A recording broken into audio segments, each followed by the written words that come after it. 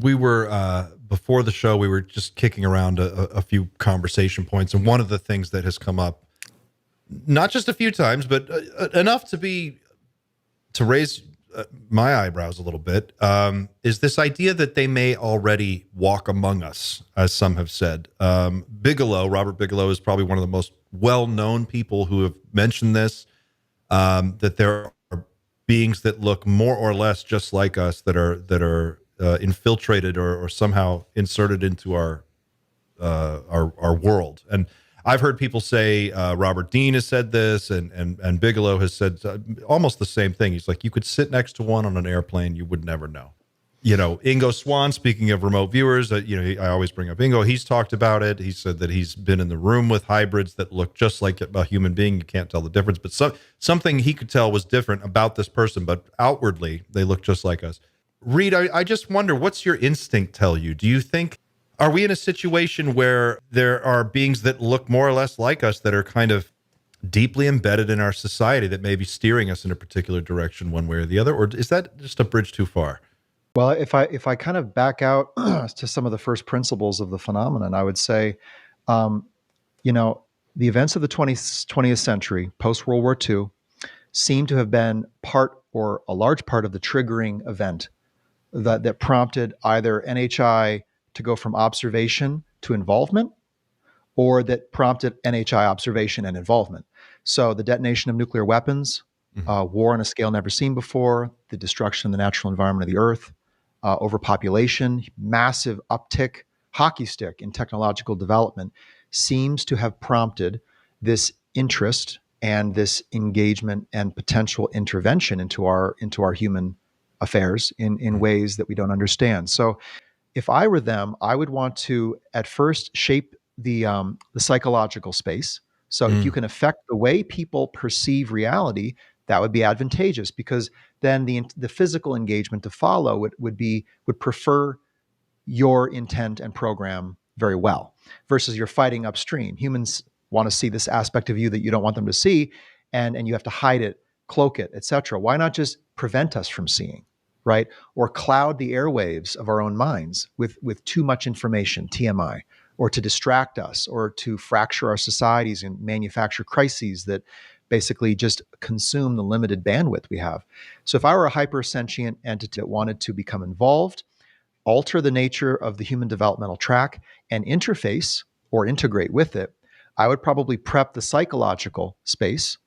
Then I would prep the information space. So I would introduce information that brings a degree of awareness, acclimatizes people to their presence, but does not pique or alarm their reactive tendencies for self-protection, protection of society, etc.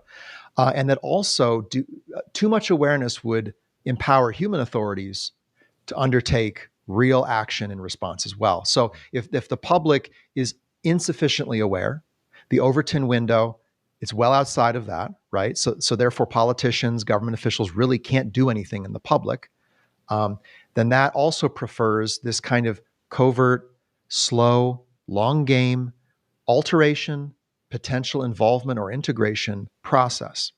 Now, after the psi and info, I would probably begin to engage the bio, right, which is biologically with us. So can you begin to reshape what a human being even is? Well, maybe we're too free thinking. Maybe we're too emotional.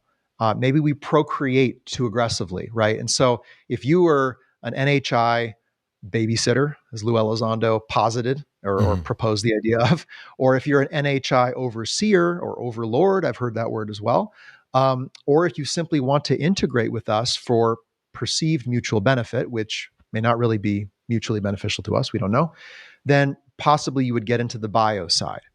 And then after that, after the biological, after you've adjusted us, would you possibly try to create version 2.0? Something much, much better that marches to your orders, that thinks the way you want. Maybe we're too inflexible, or it would take thousands of years to effectively recreate the human that would work best and most parallel with them.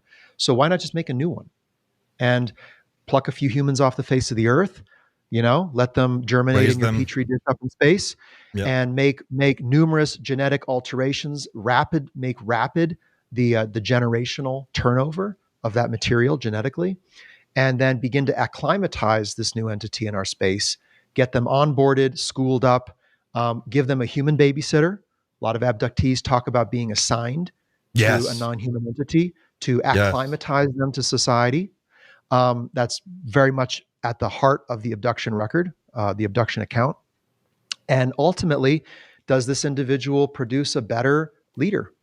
Does it produce a better public speaker? Does it produce someone with psi abilities that can affect hundreds of minds all around them, thousands of minds, right? I mean, there is a lot of indications that NHI are highly telepathic, and that they bridge the physical psi barrier not seamlessly, but rapidly or extensively, More whereas easily for sure than more easily or more, yeah, their abilities are tremendous on both sides of the coin.